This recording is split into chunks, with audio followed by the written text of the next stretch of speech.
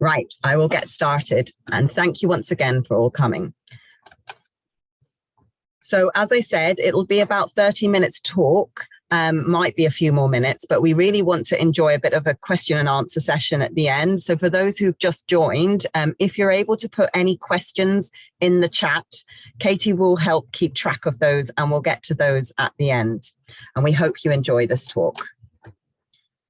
So as we know now, climate change is a scientific reality. And as a scientist, I very much like looking at graphs and charts, and I'm going to try and not use too many of them in this talk and lose people along the way, as I'm aware it's an evening. But I really liked this infographic that was produced that really showed the extent of global warming kind of pictorially. So each of these images is a representation of the world, and it's showing the change in climate since the 1850s through to the 2020s. And it's literally been updated just this month with the 2021 data.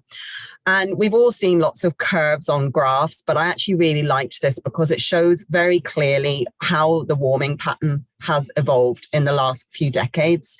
And particularly it shows some of the extremes, and you can see certain areas like the poles that are suffering far greater climate warming. And I just thought this was a really useful image to kind of sense check how much change there has been in the last century and a half. So in the UK, we've also experienced a lot of change, even though we're not at one of the more extreme ends of the global warming spectrum. So this is a graph that shows the kind of changes in temperature since the 1920s through to last year. And it also shows some of the patterns of weather that have changed. So it also demonstrates in the second graph here, each sort of line is a year, and this is the UK rainfall level. And these are data that are produced by the Met Office, and the graph on the left kind of shows the general trend. Now you can see there is a lot of variation, but it's fairly clear that both the temperature, but also the rainfall patterns have changed substantially. And even the amount of sunshine has changed significantly as well. And so this is sort of the trends that we're beginning to see, but it's not the projections of what will happen next. So as you all know, last year was a bit of an extreme year, and there were many records set actually in that year. I like the picture on the left because it shows the kind of temperature anomaly. So it's how different was last autumn compared to the usual autumns between 1981 and 2010. And it actually shows that Northern Ireland in particular had a really, really anomalous, a really different autumn, and it set a new record in terms of how warm it was. But there were lots of records actually set last year. So we're able to see things like more sunshine. So April last year was a particularly sunny month, and a lot more sun than we'd normally see in the second month of spring. We also saw that we had the third hottest summer on record. And as I've mentioned, the warmest autumn on record. And interestingly, the dullest. So there was a lot of cloud cover this autumn. And then finally, we saw the warmest New Year's Eve on record as well. So there were a lot of records broken in 1 year, and many of that confirms a lot of the weather patterns that we're beginning to experience under climate change. So then looking forward, what are the projections on change? And I know many of you will have heard discussions about things like COP26, the climate change conference that happened in November, and discussions about trying to limit global warming to this sort of magic 1.5 degrees Celsius. And the reason that we're putting all our efforts into 1.5 degrees Celsius is because that keeps the globe in a safe zone in terms of climate. So if warming exceeds 1.5, or particularly if it exceeds 2 degrees, we're likely to see far greater impacts. It sort of exponentially gets worse. But there is a huge challenge now in keeping us safely below the 2 degrees Celsius warming. And these are things that were addressed partly by that conference, is to try and look at all the government policies and pledges to try and limit emissions and change the track of global warming. And what we have is a bit of a gap between what we want, which is this green bar going down at the bottom there, keeping us safely into that 1.5 degrees Celsius warming by the end of the century, and where our policies and actions are going at the moment. So this graph was updated by an organization called the Climate Action Tracker. And for those of you that like digging into data at all, I really recommend their website. There's lots of really good graphics that you can look at. This is just one of many. And you can also look at individual countries and how their pledges are working. So this is quite useful because it shows what they call ambition gap between the action that's needed and the action that's currently on the tables for different governments. And so we can see that there actually has been a bit of improvement since the beginning of last year before the COP26 conference. So there were some positive moves made at the conference to increase pledges to reduce greenhouse gas emissions, but we still have this gap. So there still is a lot more to do in terms of the commitment to reducing greenhouse gas emissions to keep us in that safe zone well below the 2-degree mark. So what's going to happen in Northern Ireland as we're looking forward? Well, the UK work on something called representative concentration pathways, which is a bit of a mouthful, but you might see these things called RCPs mentioned occasionally in the media. And these are the scenarios that are used in the models to basically look at how our climate is likely to change in the next 20 to 50 years. So we've got projections here for the 2050s and the 2080s. And RCP 2.6 is basically the best case scenario. So that's where we're trying to keep below that 2 degrees Celsius in the safe zone. And what are we expecting to change then? So what we see here is even by the 2050s, we would see annual temperature under that scenario still increase by an average of 1.1 degrees, which doesn't sound like a lot, but in terms of the weather that comes as well, it is still significant. So we would see a decrease in summer rainfall of around 11% and an increase in winter rainfall of around 3% and sea level rise of around 14 centimetres. And this is just in the next 30 years. Significantly, the rainfall events are likely to fall as more severe weather events. So it will be like heavy rain in shorter periods.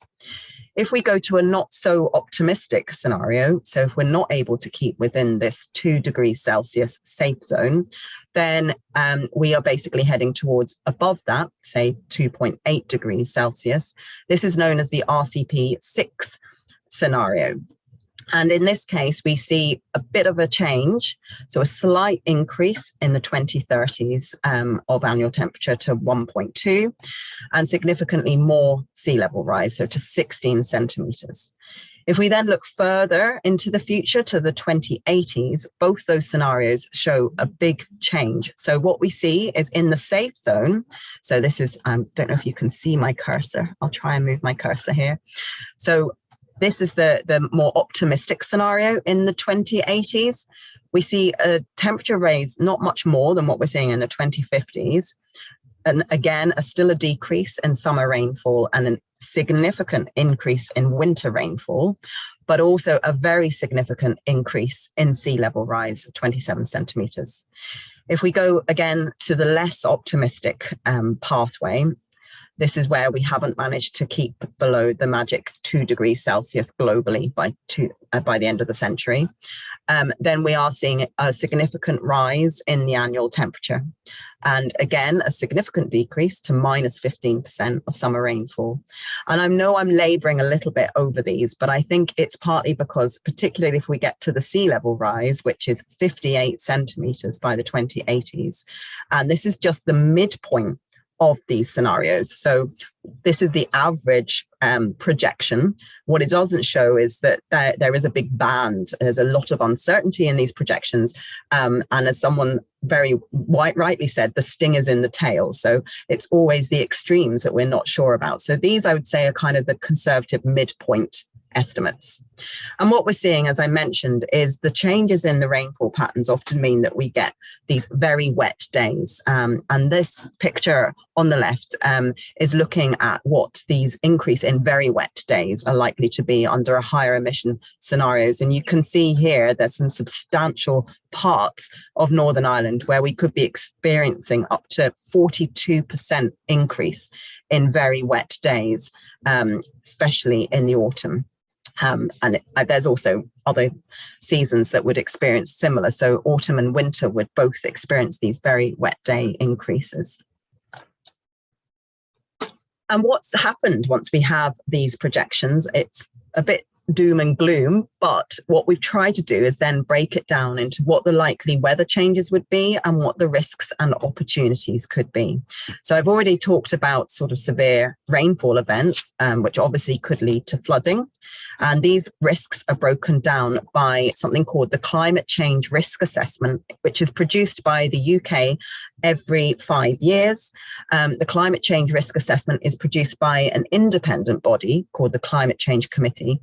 And then that goes to the UK government, and they then use this for basically trying to look at the appropriate action to reduce these risks. And there's actually just been this month the sort of response to the Climate Change Committee's risk assessment from the government, which has basically mirrored the main findings here. So there's increased risk of heat events and drought events, flood from severe rainfall, fire, in particular wildfire, erosion, and in our oceans, acidification and deoxygenation. And there's also a lot of uncertainty about some other extreme weather, such as, storm wind and lightning and fog. So there's a big sort of question mark over how much those events may change. And as we know from the past year, we've witnessed some of these impacts directly in Northern Ireland, such as the wildfires in the Mournes. And what does that mean for wildlife and biodiversity? Well, I'm going to go into these in a little bit more detail in a minute, but basically we're seeing a big shift in species that have to start changing where they're living because the weather has changed substantially. But we're also seeing some changes in pathogens, so in pests and diseases, and that can also impact our wildlife, as well as the wider landscape alteration from some of these severe weather events, such as flooding and erosion. The concern is that reduces overall our biodiversity and can increase extinctions. The other risk is that it can bring invasive species in greater numbers to the island of Ireland, and a reduction in some of the supporting services that our natural environment provides, such as keeping water clean and air clean. And from a commercial point of view, it can also affect crop and animal productivity. However, it's not all doom and gloom, because there are also opportunities for new species and new industries that can work around those as well, potentially changes such as to more arable farming and things like that. So the most important message is that there will be change, and we now have to work out how we support wildlife in adapting to our changing climate. So before I move on to this, I am just going to ask Katie if she can launch a little poll. I just want to kind of gauge some background knowledge. Okay, so I'm going to give you all a moment to consider this question, which is, which country do you think has the highest greenhouse gas emissions per head? Just want to see what the general feeling is. Then I will tell you the answer, I promise. Okay, I think the numbers have nearly settled, and maybe give it a few moments. Yeah, that's everyone answered. I'll just end it here. Brilliant. Okay, so that's really interesting. We've got in our answers, China has just about picked Oman, and then England, and then lastly, Northern Ireland. Well, it may surprise you to find that it's actually Oman first, Northern Ireland second, then China, and then England. So we actually have one of the highest greenhouse gas emissions per head in all of the world, and notably a higher per head emission rate than any other part of the UK. So I'll come back to that in a little while. Thank you for all of you participating. I'm just going to close that. Hopefully you can still see my presentation here. So I'm just going to talk a little bit more about some of the impacts to our local wildlife. So I've already mentioned the fact that we are beginning to see some species having to change basically where they're living in response to the changing climate. And we're seeing this across lots of different types of species already. So one of the things that we're not seeing as much, for example, is the Buick swan, which is on the right there. Far fewer have been seen in the past few years, and it's likely that our climate is becoming too warm for them. We're seeing an increase in the Eurasian reed warbler, which is in the middle here, an increase in numbers, and we're also seeing them moving north again.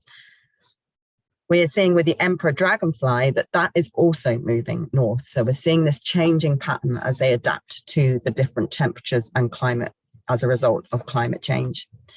With the Devon carpet moth, as you can see on the top left here, this is a species that was once only found in the south of England, but we've actually had a couple of records now from our Glenarm Nature Reserve, which is a long way from the south of England, and again represents the changes in the environment. And finally, I wanted to put a marine species in here. My background is in marine biology, and my actual background to my Zoom picture is kindly produced by Bernard Picton, who might be on this call, which is of kelp. But this particular species in here is a spiny spider crab, and it's a species of a crab that used to be found mostly on south and west coasts, but we're seeing it gradually track up the west coast, and we're now finding it on the north coast of Northern Ireland. And it is a seasonal visitor. It tends to move into deeper waters in the winter, but we're seeing more and more of them during the summer months. And again, that's representing the change in the water temperature. The other impact, as we've mentioned, is disease, and that's both disease and pests as well. You've all heard a lot about bird flu in the news this year, and it's one of those sort of things that we're still getting to the bottom of, but there is likely to be a climate change impact on bird flu. So bird flu, it's thought, originates from birds that are migrating from Russia, and normally the migration patterns wouldn't interact with other bird species, wild birds these are, that would come to Northern Ireland. But what we're seeing is those changing migration patterns mean that different species are mixing, and some of those species are now coming in to Northern Ireland when they wouldn't normally have been mixing with the species where bird flu originates. And as we know, this year has been particularly bad for bird flu. Another one is tree diseases. Ash dieback is one that's quite well documented, but again, it's not always clear yet what the climate change role might be in that. What we do know is that it's windborne, and certainly some of the sort of more stormy events may actually act to further move the pathogen between different trees and forests. But the only good news on the horizon for the actual disease-causing fungus is that if temperatures get particularly high in the summer, it would kill off the actual ash dieback fungus. However, that might also mean that it's no longer suitable for ash anyhow. And what we're seeing then is sort of those isolated ash trees that may have some resistance need to then be supported to be able to basically ensure that there's still some space left for them to survive in. And finally, with red squirrels, we've obviously heard about squirrel pox and the impact that has on our native red squirrels. There is a link again to climate change with squirrel pox. It's not completely clear, but we do see a greater prevalence potentially of squirrel pox and other diseases in mammal populations. Extreme weather events, we've spoken about a fair bit, and extreme weather events can be things like storms and heavy rainfall. So it can be wind and it can be heavy rain, but it can also be very high temperatures or periods of low temperatures. So we're just seeing kind of a messier climate, and many species are affected by extreme weather events. Locally, we know that increased rainfall affects the amount of time that barn owls can hunt. So if we have a really wet period of time, it can lead to increased risk of starvation and nest failure. We also know that extreme weather will disrupt nesting time, and that was documented here in Northern Ireland last year. So normally we expect to see them nesting in April, with the chicks being born in June. This year that didn't happen at all, and they didn't start nesting until August, with the chicks being born in September. So that's a significant change. It also means that where sometimes you would have had two broods in a summer period, there's only time for one brood. Harsher winters also can lead to a much lower survival rate in barn owls. With our hedgehogs, we also know that increased severe events, especially harsher or milder winters, can really affect hibernation patterns. And again, what we then see is that if we have animals coming out of hibernation too soon or in the wrong time of year, then the food sources that they need that they rely upon may not be available. As I've just mentioned, one of the big impacts is what we call the loss of synchronicity. So lots of species have evolved to have certain behaviors at certain times in order to access their food source. What we're seeing is with seasonal changes, sometimes we have species particularly coming out of hibernation before their food sources are actually available. This is particularly the case with bumblebees. There's some 4 lovely pictures from Katie. And this means that we basically have this big loss where we can end up with starvation for many different species as their food sources are not available. Migration patterns, as I've mentioned with the example about bird flu, is another issue. So we are seeing timings of migration, but actual physical patterns of migration also changing. And what we see overall is generalist species, those that are fairly good at eating all sorts of different things, are much better able to adapt. But that does mean that the mix of species we have is likely to change. And it's really important then that we look at how do we support species with this kind of loss of synchronicity? How do we make sure that where we can, we're not adding to the additional burden of losing food sources? So looking at some of the other impacts locally, we have seen a huge amount of erosion on various parts of our coastline. This is McGilligan Point. There's an aerial image at the bottom here where the MOD have a facility. And this part of the shoreline has been quite well studied. So we have a good handle of the sort of pattern of erosion and deposition. So we often see loss of sand in this area over a certain period, and then it often returns again. But this time what we have seen is 200 meters loss of coastline in just 3 years. And it hasn't been so far inland since the 1960s. So that's a big loss of area. There's usually a bit of a cycle, as I've mentioned, and in McGilligan's case, it's around a 40-year cycle, and the sand often ends up on the tons, which is a sandbank just offshore, and then it kind of gets eventually deposited back on the shore. But we're not seeing any evidence of the same type of cycle. So it's almost like it's gone to one extreme. We're waiting to see, are we going to eventually get some movement of the sand accreting and getting that back? But what happens then is that we have infrastructure from the Ministry of Defence right on the edges of the dunes that's literally being just eroded away, as you can see in the pictures. And this is a significant problem in other areas, such as the Ards Peninsula and other parts of County Down, where it actually affects people's homes as well. And we need to think, how do we support some of the wider ecosystems in these areas? We know in particular on the North Coast that our dune ecosystems are really special for lots of wildlife. How do we support wildlife when there's this sort of radical change in their coastline? So one of the things that we can do, so I don't want this to all be doom and gloom, but one of the things we can do is really look at supporting nature to adapt and making the most of nature's opportunities to help us as well. And this is something called nature-based solutions, which is a bit of a catch-all phrase, but it's basically saying, can we enable nature to help us adapt to the worst impacts of climate change?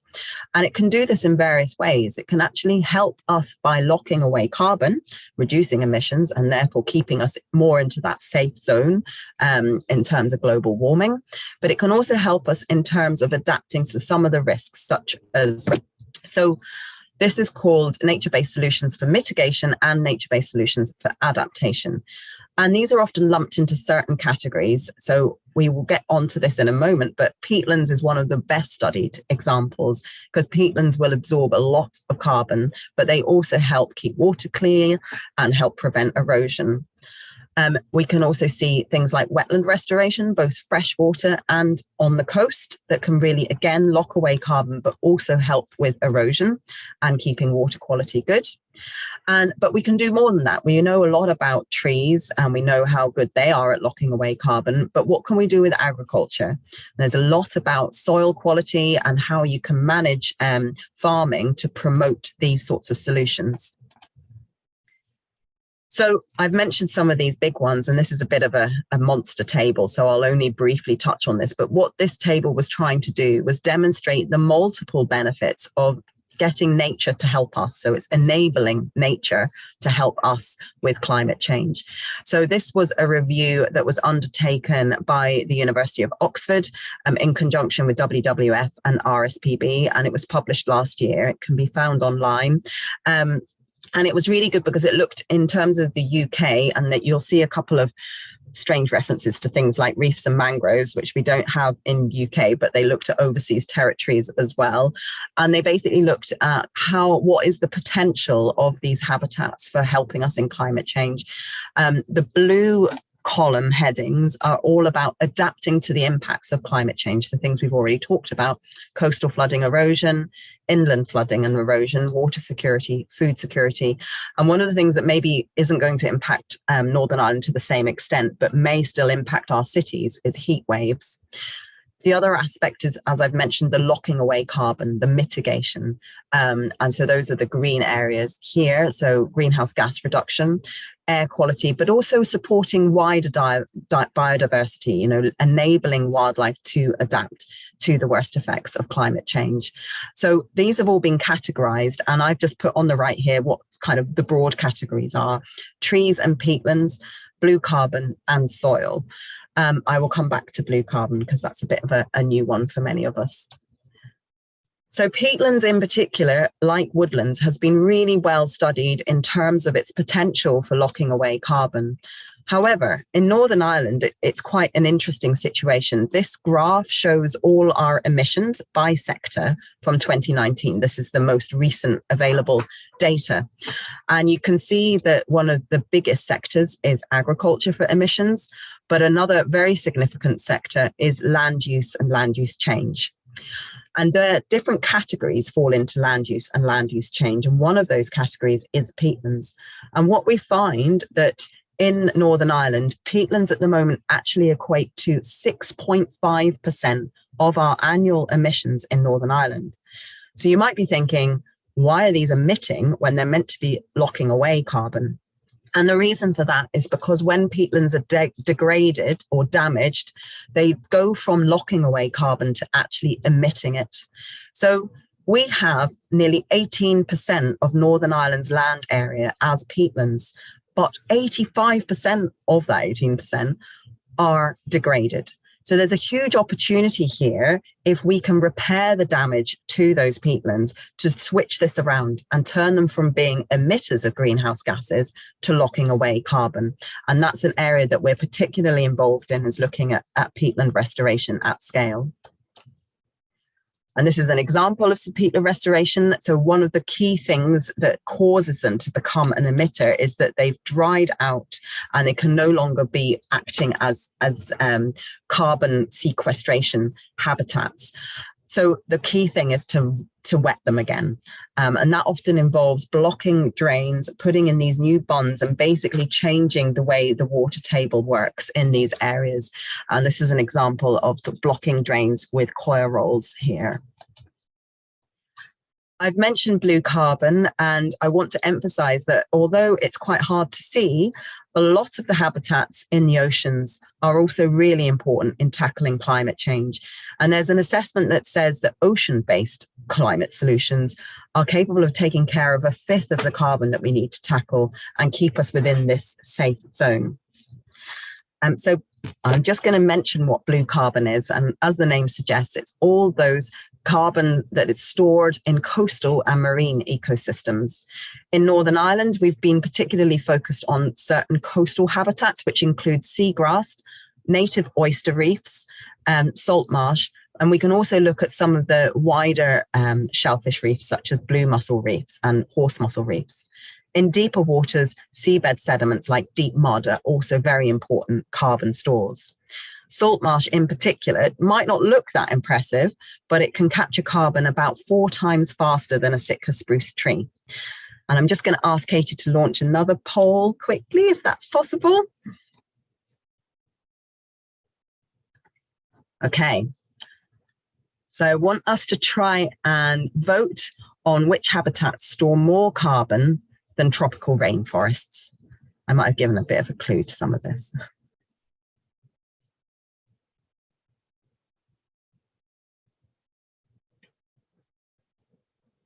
Brilliant. I think that's nearly everyone answered. That's great. So actually, that was very well educated, I have to say. So you did guess quite correctly that peatlands do store more carbon than tropical rainforests. But the other one that also does is salt marsh. And seagrass comes in very close after that. And kelp beds is a little bit more of a complex story, because with kelp, because it grows annually, it then basically dies back, and the kelp material itself, it really depends where that kelp material goes as to whether it's properly locking away carbon, because some of it will get washed up onto the shore and some of it will get washed into the deeper ocean. If it gets washed into the deeper ocean, it might well get locked away in sediment and therefore be a very effective carbon store. But one of the other things kelp does in particular is it protects against erosion of our coasts. So there's lots of other benefits, even if the messaging around carbon storage is quite complex with the kelp beds. Okay. So I've just mentioned there some of the comparisons, and one of the things we're really keen to make sure people are aware is these habitats that are in our marine environment and how important they are for carbon storage. And we're lucky in Northern Ireland to have some of these habitats. Some of them are fairly limited, but again, could pack a big punch when it comes to carbon storage. So it's very important for us to look after things like salt marsh areas. Finally, when we're looking at how best to support our wildlife during climate change, we really want to advocate for a nature recovery network approach. And the key thing here is to join up areas. We've got lots of protected areas already in Northern Ireland, but we need to ensure that the wider landscape is connected and there's more permeability basically for the wildlife that needs to adapt to this changing climate. And there's some very smart ways we can do this now. So we can do this through a kind of mapping approach to basically look at all the different habitats, look at the protected areas, and ideally include things like the different species abundance, and look at how can we be smarter about connecting these areas and taking what opportunities we can to do that. And a lot of that needs to involve restoring habitat. And it's increasingly important that we look at this at a landscape scale to ensure that we are supporting nature as it adapts to climate change. It's also very important in trying to reach this 30% of land and sea protected for nature by 2030, which is one of the Convention on Biological Diversity targets. We are a considerable way away from that, but there is a good lot of science as to why that target exists. And a lot of that science is also about how diverse and how resilient nature will be if we can keep to that level of protection. So finally, I couldn't do a talk without looking at where are we from a legislation point of view. So I'm sure all of you are aware that we have 2 climate change bills at the moment going through the legislative process. I'm not someone who's particularly well versed in legislation, so I've been learning quite a bit over the last few months to try and work out what's actually happening. So we have one bill that's a private member's bill, which has a very stringent net zero target by 2045. We have another bill that was brought forward by DERA, which has a target of 82% reduction of greenhouse gas emissions by 2050. So they're quite different targets. There's also quite a few other differences between the 2 bills. These 2 bills have kind of been going head to head for a while, and they're now currently sitting at the consideration stage. So this diagram shows all the legislative stages that have to go from a bill being presented to the Assembly to royal assent and it becoming an act. The big question now is that we have a lot to do before the Assembly rises in March 22. There's about 10 weeks. And consideration stage is basically where the bills are looked at and amendments are proposed And there's a lot of debate then on voting for these amendments and voting for the overall bills. And it's likely that because there is a departmental bill going neck to neck with a private member's bill, the departmental bill might take precedent. So there's meant to be debates happening next week. And in fact, there will be a rally around these debates on noon on Tuesday in front of Stormont to basically say, whichever bill it is, we need to have one getting through that legislative process, because without a Climate Change Act, we can't embed a lot of the action that's needed to minimize the worst impacts of climate change. What can we do? Well, nature-based solutions is a huge part of the role, but we cannot ignore the fact that we also need to drastically cut emissions. And I've stolen a little diagram here from the electricity network provider. So Sony is our electricity network provider, and they did a recent consultation on looking at how to upscale some of the renewable energy options. And it does say that we have to accept there will be considerable change. The energy strategy itself was just finalised in Northern Ireland in December, and there are some very interesting targets. So by 2030, in 8 years' time, we want to see, or this is in the strategy, an offshore wind pilot project to provide 100 megawatts of energy, a significant increase in onshore wind and solar power. And these things all come with a need for space. And that space is also space that nature needs. So we are going to present ourselves with considerable issues in terms of how do we support nature through things like the nature recovery networks and protected areas, while also meeting our renewable energy needs. And this is something, there's a lot of research going on about how to support biodiversity around these structures, both on land and at sea. But it's something certainly Ulster Wildlife, and I encourage yourselves to really think about. It is a very difficult question. We don't really necessarily want to see vast areas covered in renewable devices, but to meet these emissions cuts, it is a very difficult transition that needs to be made. In terms of some of the other activity in the marine, in the seas, there are currently no marine renewable devices active in Northern Ireland waters, but there is now a commitment to developing an action plan to deliver 1 gigawatts of offshore wind from 2030. So the first stage is this pilot commitment, and then the next stage is ramped up considerably.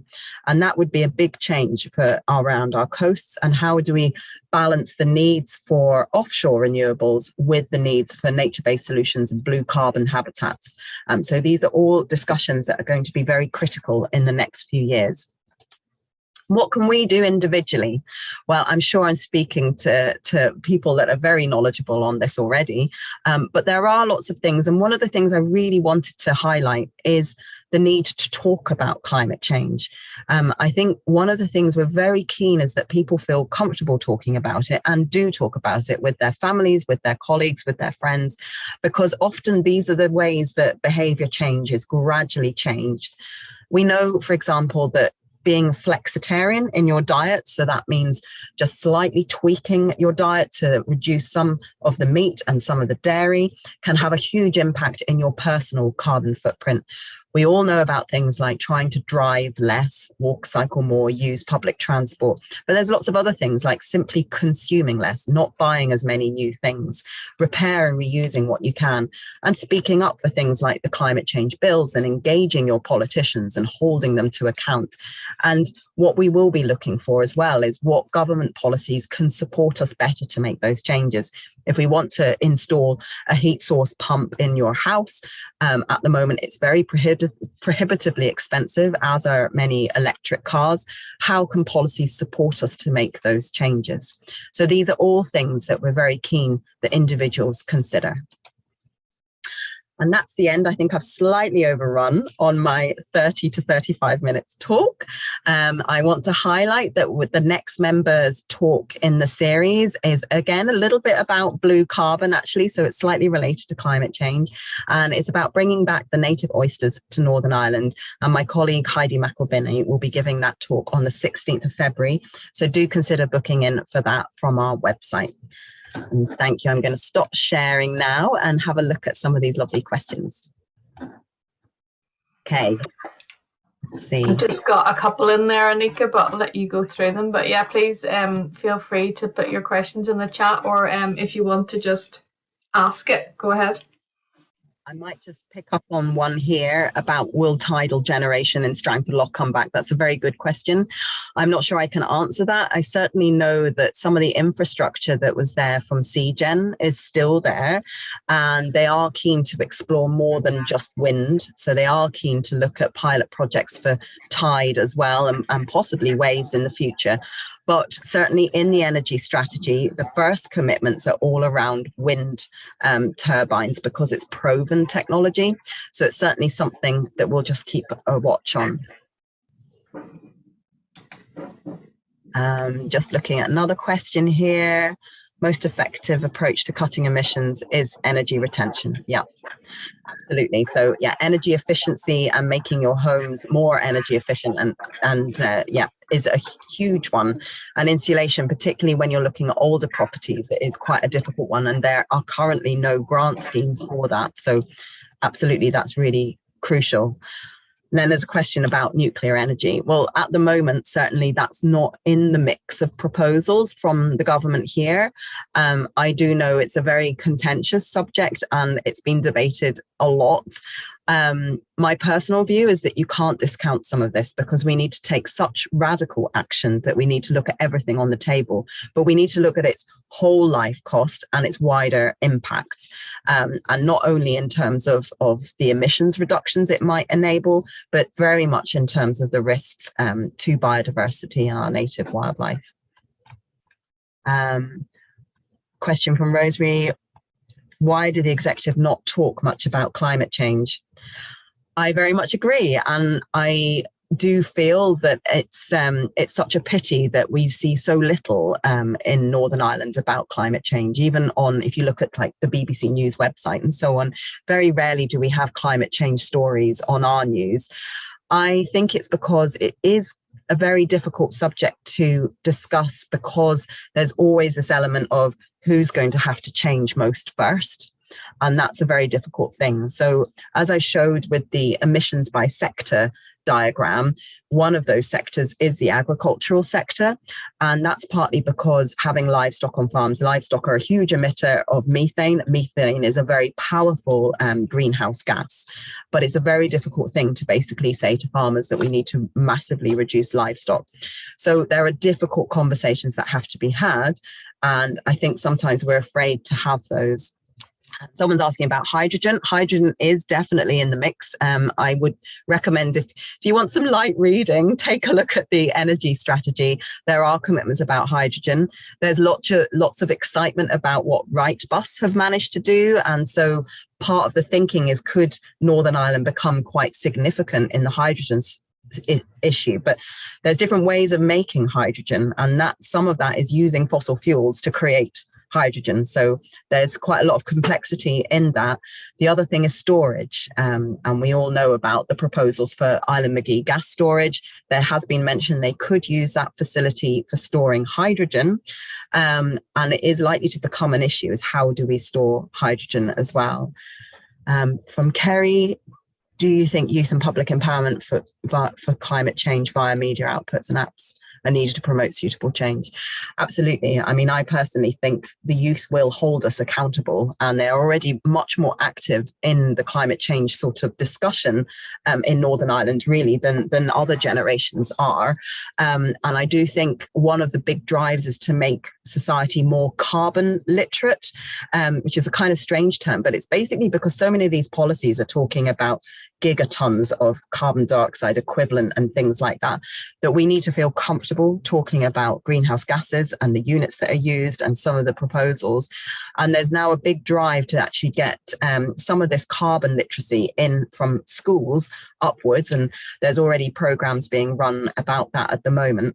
And I do think it's really important that their voices are heard, because ultimately they're going to be inheriting a lot of the more severe impacts of climate change. Question from Natalie, how important is monitoring species and data? Yeah, absolutely crucial. And that's something that certainly we're really active in promoting, the citizen scientists, in getting involved in contributing data.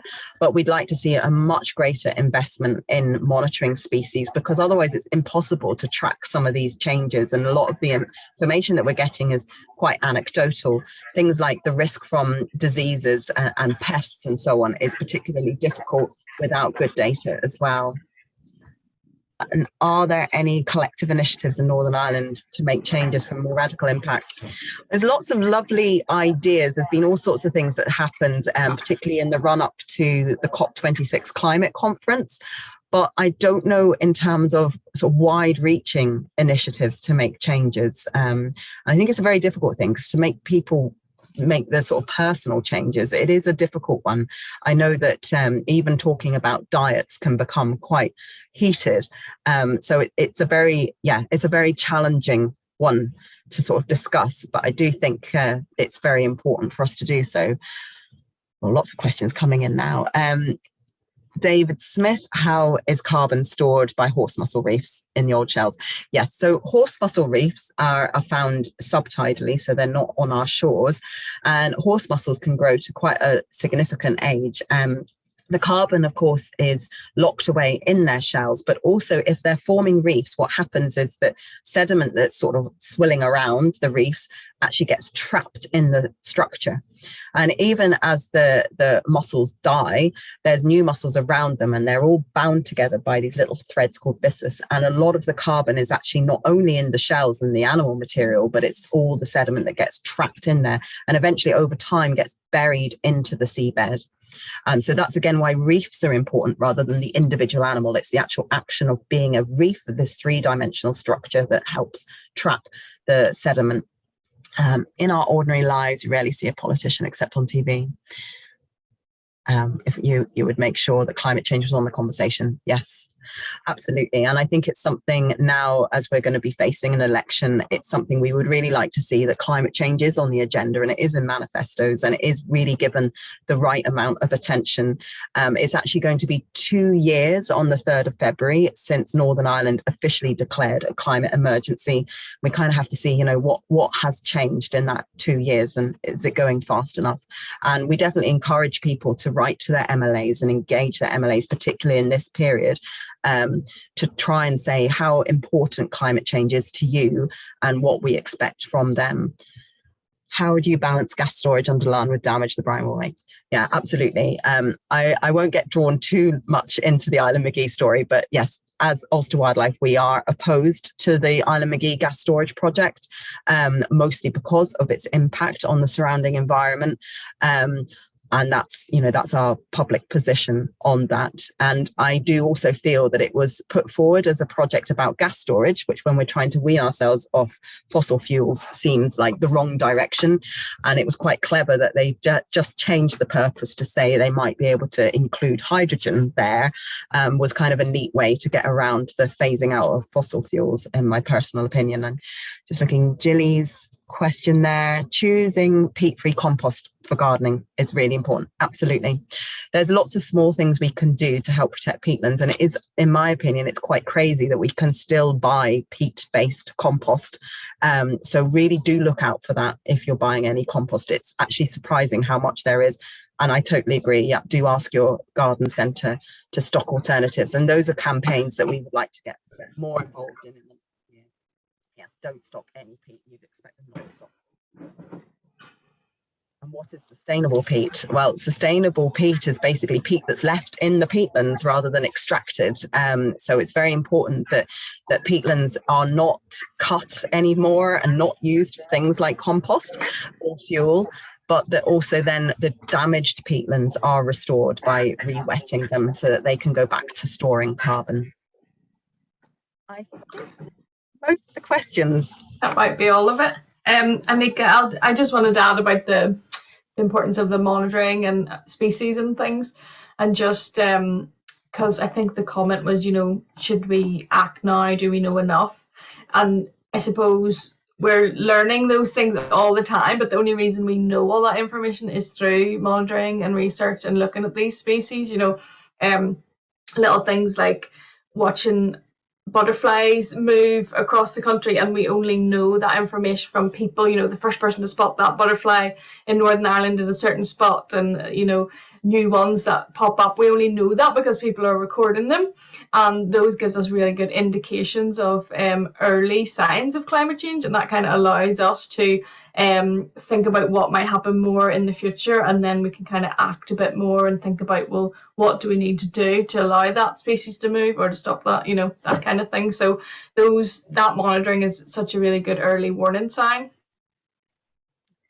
Does anyone have any comments or any questions they wanted to ask? You're very welcome to unmute if you want. Yes, just go for it. And ask them.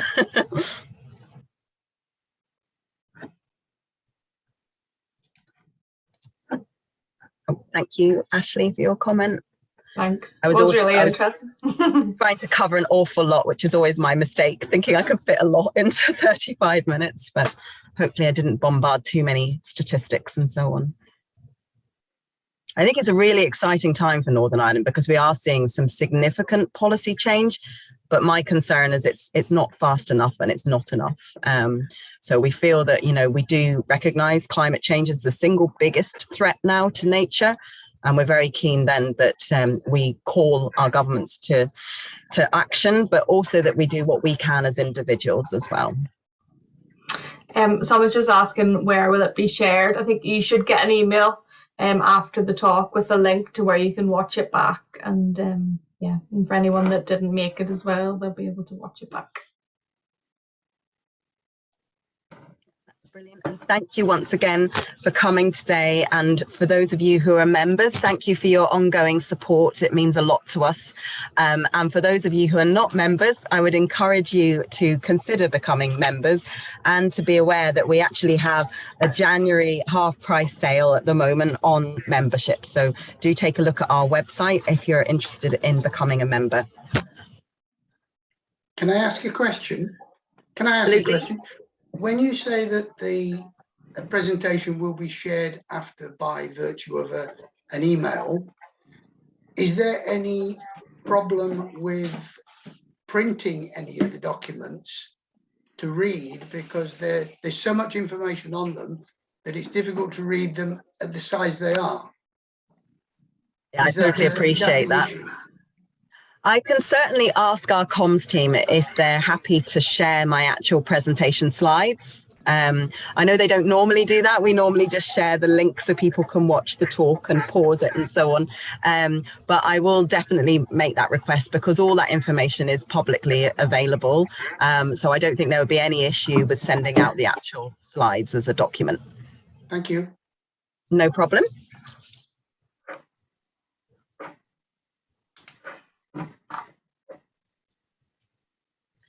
Well, thank you once again for all joining us, and I hope you have a lovely evening. Thanks, everyone. Bye. Bye.